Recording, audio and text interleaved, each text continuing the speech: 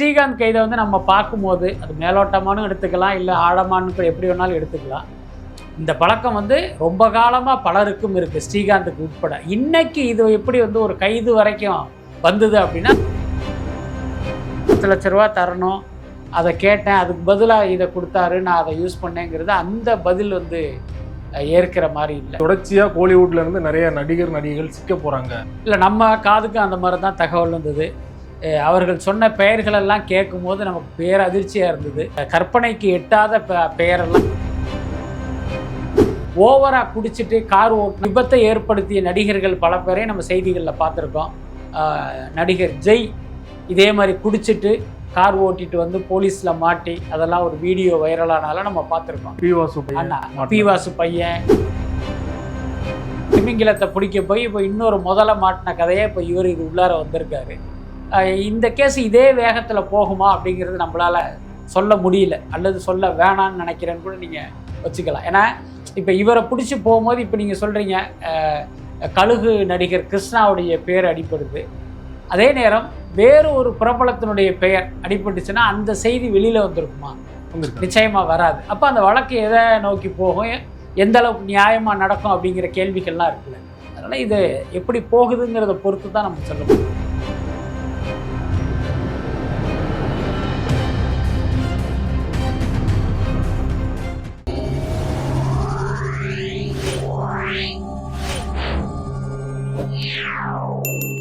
Media circle நேயர்களுக்கு வணக்கம். இன்றைக்கு நம்மோடு நேர்காணலுக்காக சினிமா விமர்சகர் வலைப்பேச்சு பிஸ்மி அவர்கள் நம்மோடு இணைந்திருக்கிறார். அவரோடு பேசலாம்.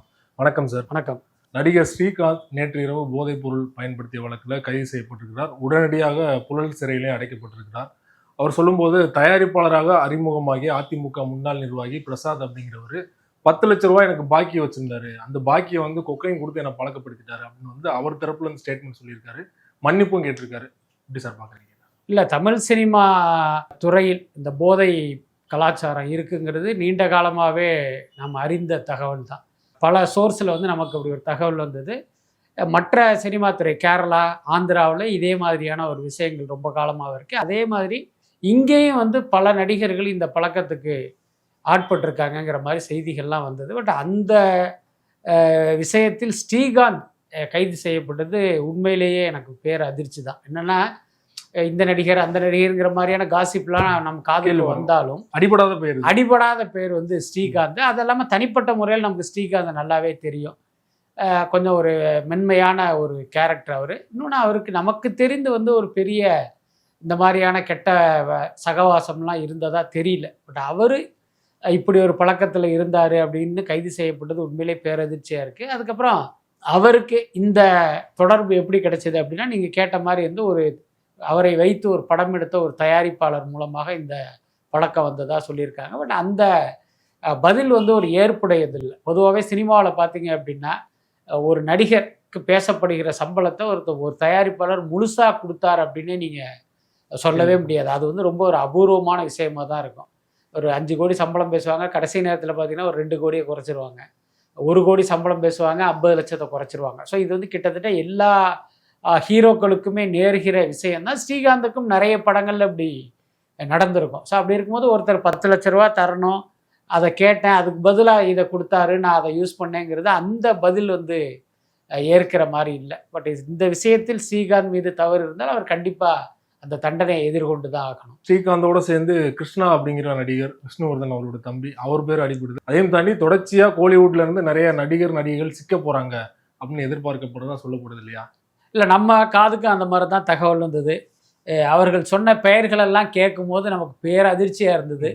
இன்னொரு பக்கம் அப்படியெல்லாம் கைது நடவடிக்கை நடந்தால் அடுத்த ஒரு 10-15 நாளைக்கு மீடியாக்கள் வந்து சோறு தண்ணி இல்லாமல் வெறுமனே இந்த செய்தியை மட்டுமே தான் கொடுப்பாங்க அப்படிங்கிற மாதிரி தோணுச்சு. ஸோ அந்த அளவுக்கு கற்பனைக்கு எட்டாத பெயரெல்லாம் இது உள்ளார இருக்குது.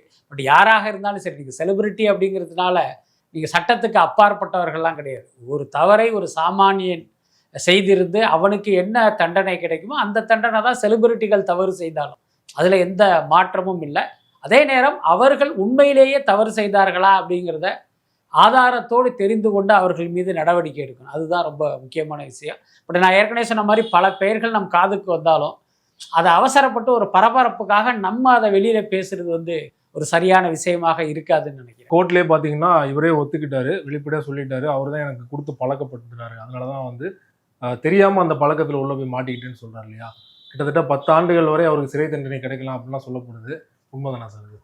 இல்லை, அது அவருடைய ஸ்டேட்மெண்ட் என்னங்கிறது நமக்கு வந்து நேரடியாக தெரியாது. அதே நேரம் செவிவழி செய்தியாக நமக்கு கிடைத்த தகவல் என்ன அப்படின்னா, ஸ்ரீகாந்தை பொறுத்த வரைக்கும் எதையுமே அவர் மறுக்கலை. முக்கியமாக காவல்துறையினர் அவர் விசாரிக்கும் போது கூட அவர் வந்து இல்லை நான் நிரபராதி அப்படின்லாம் வந்து எந்த சீனும் போடாமல் அதை எல்லாத்தையுமே அவர் அட்மிட் பண்ணிக்கிட்டாரு. அதுக்கு என்ன காரணம் அப்படின்னா, இப்போ எல்லாமே ஆதாரத்தோடு இவங்க நம்மளை வந்து பிடிச்சிட்டாங்கங்கிறத அவர் புரிஞ்சுக்கிட்டாரு. ஸோ இதிலிருந்து நம்ம முரண்டு பிடிக்கிறது அல்லது அவர்களுக்கு ஒத்துழைக்காமல் வந்து பிரச்சனை பண்ணோம்னா அது நமக்கு தான் சிக்கல்னு புரிஞ்சுக்கிட்டு கிட்டத்தட்ட பார்த்திங்கன்னா ஒரு ஒப்புதல் வாக்கு மூலம் தான் அவர் கொடுத்ததா நானும் கேள்விப்பட்டேன்.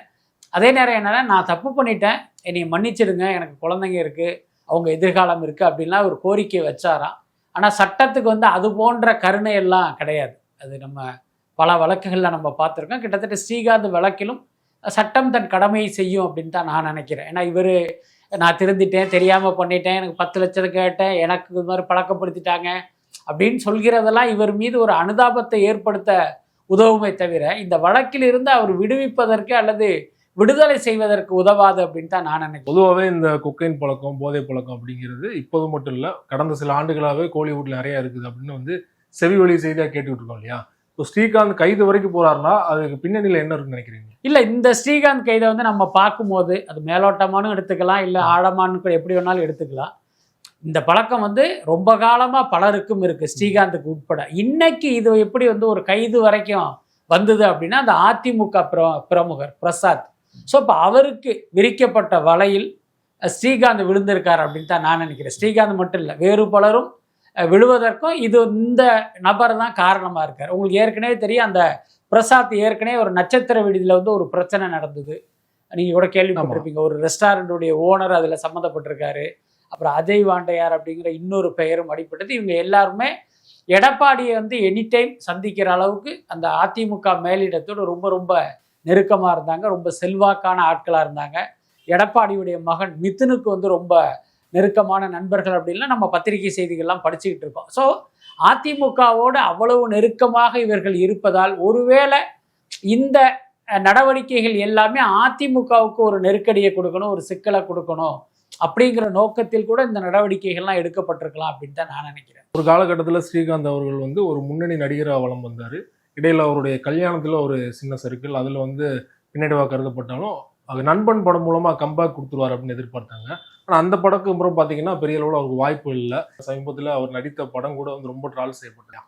ஸோ பட வாய்ப்பு இல்லாததான் மெயின் காரணமாக இந்த மாதிரி பழக்கத்தில் ஈடுபடுறது. இல்லை, நிச்சயமாக நீங்கள் பொதுவாகவே பார்த்தீங்கன்னா இந்த சினிமாக்காரர்கள் வந்து பொதுவாக மதுவுக்கு அடிமையாவது அப்படின்னு நம்ம நிறைய பேரை சொல்லலாம். இன்னும் சொல்ல போனால் அந்த மதுவுக்கு அடிமையாகி உயிரை விட்ட நடிகர்கள் நடிகைகள்லாம் நமக்கு தெரியும். என்ன காரணம் அப்படின்னா, சினிமாவில் வந்து 2 வாழ்க்கை இருக்குது. ஒன்று பார்த்தீங்கன்னா நம்ம உச்சத்தில் இருப்பாங்க, அப்படி திரும்பினா ஒரு 10 பேர் கை கட்டி நிற்பாங்க, அப்படி காலை நீட்டினா ஒருத்தன் காலை அப்படியே தடவி விட்டுட்டு ஷூவை மாட்டி விடுவோம். ஸோ அந்த மாதிரியான ஒரு பகட்டு வாழ்க்கைன்னு ஒன்று இருக்குது. அதுக்கப்புறம் இவர்களுக்கு கிடைக்கிற சம்பளம், புகழ், அப்படி ரோட்டில் போனால் மொத்த பேருமே இவங்களை வேடிக்கை பார்க்குறது அப்படின்னா அது ஒரு கொண்டாட்டமான ஒரு வாழ்க்கை ஒன்று இருக்குது. அதே ஆட்களுக்கு பட வாய்ப்பு குறைந்த பிறகு இவங்க ரோட்டில் போனால் யாரும் வந்து திரும்பி கூட பார்க்க மாட்டாங்க. ஸோ அந்த 2 வாழ்க்கை இருக்குது. நீங்கள் 2ஐயுமே சமமாக பாவிக்கிற அந்த பக்குவமும் பார்வையும் நிறைய பேர்கிட்ட இருக்காது. ஏன்னா இவங்க என்ன பண்ணுவாங்கன்னா, இவங்களுக்கு வந்து ஒரு பெரிய மார்க்கெட் இருக்கும்போது பார்த்திங்கன்னா அந்த உலகமே தன்னுடைய காலடியில், எல்லாரை விட நான் மேலுங்கிற மாதிரியான ஒரு ஆட்டிடியூடு இவங்களுக்கு இருக்கும். அது மட்டும் இல்லை, இதுதான் நிரந்தரம் அப்படிங்கிற நினப்பும் அவங்க மண்டையில் இருக்கும். ஸோ அந்த வாழ்க்கை சட்டுன்னு ஒரு நாள் காணா போகும்போது அந்த யதார்த்தத்தை வந்து அவங்களால தாங்கிக்க முடியாது. அப்போ என்னன்னா, நான் ஏற்கனவே சொன்ன மாதிரி இந்த மது பழக்கத்துக்கு அடிமையாகி அப்படி மெல்ல அவங்க வாழ்க்கையே தொலைச்சிருவாங்க. இது நிறைய நடிகர்களுக்கு நடந்திருக்கு. இந்த தலைமுறை என்ன அப்படின்னா, அந்த மது அப்படிங்கிறதுக்கு ஆல்டர்னேட்டிவாக கண்டுபிடிச்சது தான் இந்த போதை பொருள். வழக்கமாக பார்த்தீங்கன்னா, நீங்கள் ஓவராக குடிச்சிட்டு கார் ஓட்டினா கூட அதிகபட்சம் 1 கிலோமீட்டர் கூட உங்களால் காரை ஓட்ட முடியாது. அப்படி விபத்தை ஏற்படுத்திய நடிகர்கள் பல பேரையும் நம்ம செய்திகளில் பார்த்துருக்கோம். நடிகர் ஜெய் இதே மாதிரி குடிச்சிட்டு கார் ஓட்டிட்டு வந்து போலீஸில் மாட்டி அதெல்லாம் ஒரு வீடியோ வைரலானால நம்ம பார்த்துருக்கோம். பி வாசு பையன், இன்னும் சில பேர், நிறைய பேர் அது மாதிரி நம்ம சொல்லிகிட்டே போகலாம். ஸோ இதெல்லாம் இங்கே அதிகமாக குடிக்கும் போது ஏற்படுகிற சிக்கல், ட்ரங்க் அண்ட் டிரைவ் அப்படின்னு கேஸ் போட்டுருவாங்க. ஸோ இதிலிருந்து தப்பிப்பதற்கு இவங்க கண்டுபிடிச்ச விஷயம்தான் இந்த போதை. இப்போ இதை நீங்கள் எவ்வளோ அடித்தாலும் வந்து போலீஸ் ஊதுனா கூட உங்களுக்கு ஒன்றும் கண்டுபிடிக்க முடியாது. அது வந்து இவங்களுக்கு ரொம்ப வசதி ஆயிடுச்சு. அதனால பல பேர் வந்து இந்த பக்கம் போயிட்டாங்க, அப்படி தான் நான் நினைக்கிறேன். ஸோ அதனால தான் வந்து ஈஸியாக இந்த செலிபிரிட்டிகளிடம் வந்து சினிமாக்காரர்களிடம், செலிபிரிட்டின்னு நம்மளே சொல்கிறதுக்கு ஒரு மாதிரி இருக்குது, சினிமாக்காரர்களிடம் இந்த போதை பழக்கம் இந்த அளவுக்கு பரவுனதுக்கு இது ஒரு முக்கியமான காரணம். பட் என்ன இருந்தாலும் சினிமாவில் நமக்கு வாய்ப்பு கிடைச்சது, அந்த வாழ்க்கையை நீங்கள் வந்து அனுபவிச்சிங்க. இப்போ சினிமாவில் உங்களுக்கு வாய்ப்பு குறைஞ்சிருக்கு அப்படிங்கும்போது நீங்கள் என்ன பண்ணுன்னா உங்களுடைய எதிர்காலத்துக்கு அடுத்து என்ன செய்வது அப்படின்னு நீங்கள் யோசிப்பது தானே கரெக்டாக இருக்கும். அதை விட்டுட்டு என்ன நேற்று நான் அவ்வளோ பெரிய ஆளாக இருந்தேன், இன்றைக்கி எனக்கு படம் இல்லை, அதனால நான் வந்து இந்த பழக்கத்துக்கு ஆளாகிறேங்கிறத நம்ம நிச்சயமாக ஏற்க முடியாது. அது ஒரு நியாயமான காரணமும் இல்லை. ஆனால் வாய்ப்பு இல்லைனாலும் அவங்களால வந்து சாதாரண மக்களாக சேர்ந்து பயணிக்க முடியாது இல்லையா? அது ஒரு மைனஸ் தான் இல்லையா? இல்லை, அவங்கள வந்து பயணிக்க சொல்லலை. நீங்கள் உங்களுக்கு பட வாய்ப்பு இல்லைங்கிறதுலாம் நீங்கள் பாண்டி பஜாருக்கு வாங்க, நம்ம 2 பேரும் சேர்ந்து நடப்போம், நம்ம யாரும் கூப்பிடவே இல்லை. இது உங்களுக்கு தெரிந்த வேறு தொழில் என்ன? ஓகே, ஸோ அதை நீங்கள் தேர்ந்தெடுக்கலாமே, அது ஒன்றும் தப்பு கிடையாது. அது மாதிரி நிறைய நடிகர்கள் இங்கே வேறு தொழில் பார்த்தவங்கலாம் இருக்காங்க. நீங்கள் சாகிற வரைக்கும் நீங்கள் ஒரு கதாநாயகனாகவே இருக்க முடியாது, அந்த கொடுப்பினை எல்லாருக்கும் கிடைக்காது. அப்போ பல பேருக்கு பார்த்தீங்கன்னா அந்த சினிமா வாய்ப்பு ஒரு கட்டத்தில் மங்கி போயிடும்.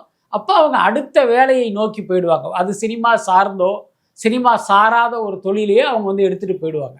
அதனால் வந்து அது வந்து ஒரு பெரிய விஷயமா நம்ம சொல்ல முடியாது. நீங்கள் தொடக்கத்திலே சொன்னீங்க, கேள்விப்படுற பேர்லாம் வந்து ரொம்ப பெரிய பெரிய ஆட்களாக இருக்காங்க, இவங்கெல்லாம் வந்து மாட்டினா என்ன ஆகும் அப்படின்னு நீங்கள் சொல்லியிருந்தீங்க.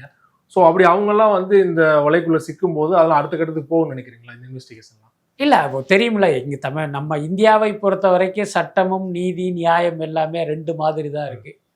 பணம் இருப்பவர்களுக்கு ஒரு மாதிரியான நீதியும், பணம் இல்லாத சாமானியர்களுக்கு வேறு மாதிரியான நீதி தான் நம்ம பார்த்துக்கிட்டு இருக்கோம். கிட்டத்தட்ட இதுவும் அதை நோக்கி தான் போகும்னு நினைக்கிறேன். அதே நேரம் இது பார்த்திங்கன்னா ஏதோ ஒரு இதை திமிங்கிலத்தை பிடிக்க போய் இப்போ இன்னொரு முதல்ல மாட்டின கதையை இப்போ இவர் இது உள்ளார வந்திருக்காரு. இந்த கேஸ் இதே வேகத்தில் போகுமா அப்படிங்கிறது நம்மளால் சொல்ல முடியல, அல்லது சொல்ல வேணான்னு நினைக்கிறேன்னு கூட நீங்கள் வச்சுக்கலாம். ஏன்னா இப்போ இவரை பிடிச்சி போகும்போது இப்போ நீங்கள் சொல்கிறீங்க கழுகு நடிகர் கிருஷ்ணாவுடைய பெயர் அடிப்படுது, அதே நேரம் வேறு ஒரு பிரபலத்தினுடைய பெயர் அடிபட்டுச்சுன்னா அந்த செய்தி வெளியில் வந்திருக்குமா? நிச்சயமாக வராது. அப்போ அந்த வழக்கு எதை நோக்கி போகும், எந்த அளவுக்கு நியாயமாக நடக்கும் அப்படிங்கிற கேள்விகள்லாம் இருக்குல்ல. அதனால் இது எப்படி போகுதுங்கிறத பொறுத்து தான் நம்ம சொல்ல முடியும். ஒருவேளை ஸ்ரீகாந்த் அவர்களே அவர் வாயாலே சொல்லிட்டாருன்னா அந்த பெயர்கள்லாம் நீங்கள் வெளியில் சொல்ல முடியாத பெயர்கள்லாம் அவர் வாயால் அவர் வாக்கு மூலமாக கொடுத்துட்டாருன்னா அப்போ என்ன பண்ணுவாங்க? இப்போ வந்து அடுத்த கட்ட இல்லை, இதில் ஒரு சிக்கல் இருக்குது. இப்போ இந்த ஸ்ரீகாந்த் விவகாரத்தை எடுத்துக்கிட்டீங்க அப்படின்னா அந்த பிரசாத் என்பவருடைய வாக்குமூலத்தின் அடிப்படையில் மட்டுமே ஸ்ரீகாந்தை கைது செய்ததா நான் நினைக்கல. இப்போ யார் வேண்டுமானாலும் யாரை பற்றி வேணுனாலும் வாக்குமூலம் கொடுக்கலாம், ரைட்டா? இப்போ ஸ்ரீகாந்தே இருக்காரு, அவர் அடிப்பார், இவர் பயன்படுத்துவார், ஒரு 100 பேர் லிஸ்ட்டை அவரால் சொல்ல முடியும். அதுக்கான ஆதாரம் இருக்கணும்ல. இப்போ பிரசாத் வந்து ஸ்ரீகாந்த் குறித்து ஒரு வாக்குமூலத்தை கொடுத்தாலும் இவரை வந்து விசாரிக்கும் போது இவர் வீட்டில் சோதனை போடும்போது அந்த விஷயங்கள்லாம் கிடைத்தது. ஸோ அந்த ஆதாரத்தின் அடிப்படையில் தானே அவரை கைது பண்ணியிருக்காங்க. அது மாதிரி ஸ்ரீகாந்தே வேறு செலிபிரிட்டிகள் குறித்து சொன்னாலும் அதற்கான ஆதாரம் இருக்கும் பட்சம் தான் இவங்களால வந்து கைது பண்ண முடியும். ஸோ அப்படி இருந்துச்சுன்னா யாருமே தப்ப முடியாது. சமீபத்தில் தான் பார்த்தீங்கன்னா ஒரு நைட் பார்ட்டிக்கு 40 லட்சமோ 45 லட்சமோ வாங்குறாங்க அப்படிங்கிற ஒரு டாக் வந்தது. இப்போ பார்த்தீங்கன்னா ஸ்ரீகாந்த் மாதிரி நடிகர்கள் வந்து கொக்கைனில் சிக்கிட்டாங்க. இது சாதாரண மக்கள் மைண்டில் ஏற்கனவே பார்த்தீங்கன்னா நடிகர்களாலே கூத்தாடி அப்படிங்கிற ஒரு பிம்பம் தான் இருக்கும் இல்லையா? ஸோ இதெல்லாம் இன்னும் அதிகப்படுத்தும். நிச்சயம் இந்த சம்பவம் நடக்கவில்லை என்றாலும் திரை நட்சத்திரங்கள் குறித்து மக்கள்கிட்ட வந்து ஒரு கருத்து, ஒரு பிம்பம் இருக்குது. அதை வந்து யாராலும் மாற்ற முடியாது. நம்ம மக்களுக்கு தெரியும், ஒரு பக்கம் இந்த நடிகர்களை தளபதி சூப்பர் ஸ்டார்னு தலையில் வச்சு கொண்டாடுவாங்க, தலைவரேம்பாங்க, கடவுளேம்பாங்க, காவடி எடுப்பாங்க, அந்த கட் அவுட்டுக்கு போய் பால் ஊற்றுவாங்க. ஸோ இதெல்லாம் ஒரு பக்கம் நடக்கும். இன்னொரு பக்கம் பார்த்திங்கன்னா இதே நடிகர்களை நம்ம மக்கள் பார்த்திங்கன்னா அவன் இவன் தான் பேசுவாங்க. அது எவ்வளோ பெரிய நடிகராக இருந்தாலும் சரி, அவன் நடிச்சிருக்கான், அவன் படத்தை பார்த்தேன் அப்படின்னு பார்த்தீங்கன்னா ரொம்ப சாதாரணமாக தான் பேசுவாங்க. என்னென்னா மக்களுக்கு தெரியும்.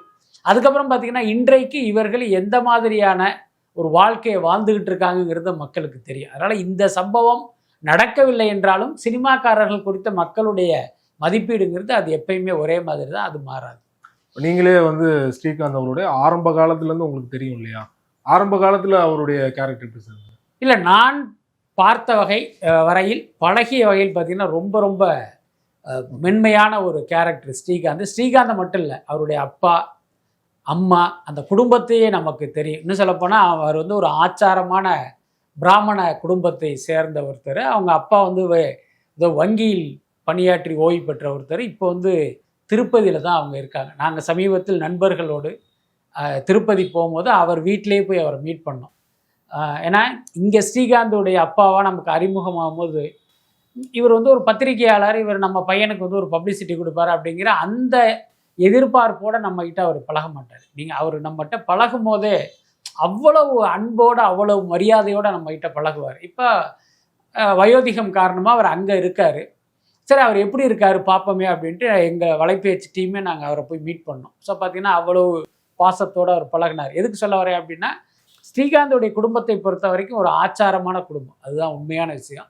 பட் அவருடைய போராத நேரம் இப்படி ஒரு பழக்கத்துக்கு ஆட்பட்டிருக்கார். பட் நாம் பழகிய ஸ்ரீகாந்த் வந்து நிச்சயமாக இப்படிப்பட்ட நபர் கிடையாது. ரொம்ப நன்றி சார். சினிமா தொடர்பான பல்வேறு அப்டேட்டுகள் நீங்கள் கொடுத்தீங்க. தொடர்ந்து கொடுக்கணும். மிக்க நன்றி. நன்றி.